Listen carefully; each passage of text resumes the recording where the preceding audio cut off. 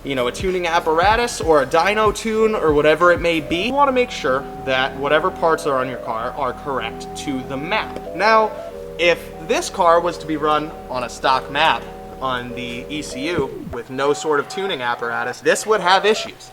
This car has an aftermarket downpipe on it. Your factory downpipe should not look like this. It should look like a Subaru OEM piece. It should have cats on it, it should not be shiny, and it should have a heat shield on it. A situation like this, if you were to buy this car off the lot as it sits right now, this would not be safe for your vehicle's end. And it is very important that you make sure that the proper tuning be done. So another telltale sign, guys, if your vehicle's ever been lowered, is gonna be looking at the ends of the sway bars. On these cars, if you were to put coilovers in without doing any sort of aftermarket end link, you're gonna see that the tie rod end here does rub against the sway bar if the car is too low. So this is another good way to tell if your vehicle's been lowered without really having to dig into anything. So this brings us to our next point and another tool that our marketing team missed. So on Subarus, the exhaust hangers really like to stick in this central position here. This one can be a real fight to get off because if you use a hanger like this with a tighter clearance, it's not gonna wanna come off here without a lot of effort. You're telling me that red one is not stock?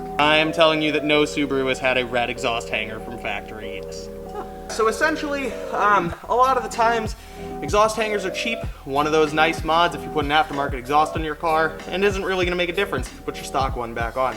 So it's one of those things that gets overlooked when people part out cars. So you'll find exhaust hangers that may not be factory here, as well as two towards each muffler, one to the front and one to the back. That's basically a telltale sign this thing had a cat back on it. Exactly that. So another kind of rare one, but applicable to this car specifically, we had big brakes on this. To clear big brakes in the rear of an STI, you need to cut the shields up. Another telltale sign this car has been modified. Why would you say it's important to know if your car has been modified before, especially your Subaru? So, especially with Subarus, as I mentioned earlier, guys, it is very, very important that these cars be modified correctly and tuned correctly to the modifications done. Now, if you're buying a car that has been driven around untuned, having mods like a downpipe or an intake on it or some of these things that inherently will blow your car up, you don't want to be buying a vehicle that's had a dodgy history. You want to buy something that you want to make sure if it has been modified, it's been modified correctly. You want to see parts that have been put on the car. You want to know that that car was well taken care of. You want to know that it was the type of owner religiously putting Motul or AMS oil in there in every oil change. You want to make sure that you're buying a car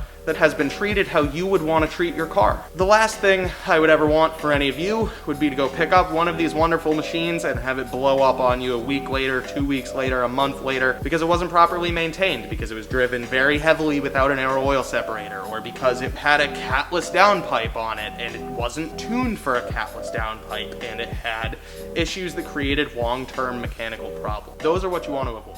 Right on. Thank you, Brendan. Of course. Well, that pretty much for today. That sums up about what we're talking about. I would say that about sums up the intro to an STI. Nice. I say we go outside and do some drifting. Okay. I think there's some snow on the ground. Hell yeah. Let's do some skids. Let's do it.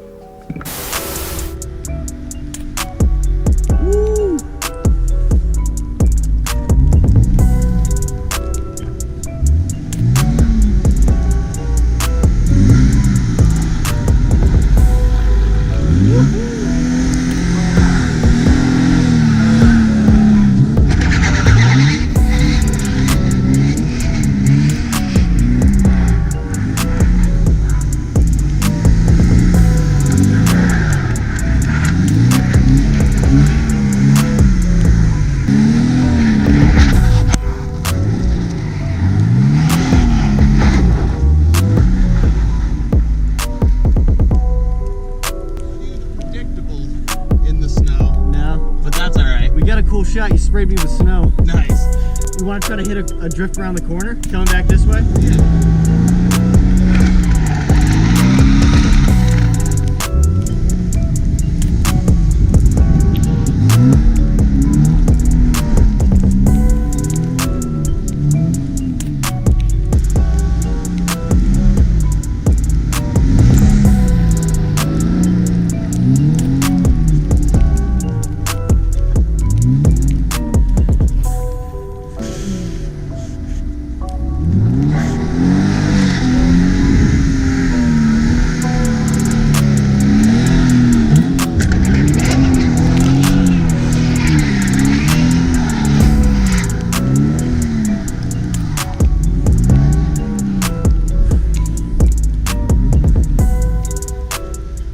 moving at an FRS pace.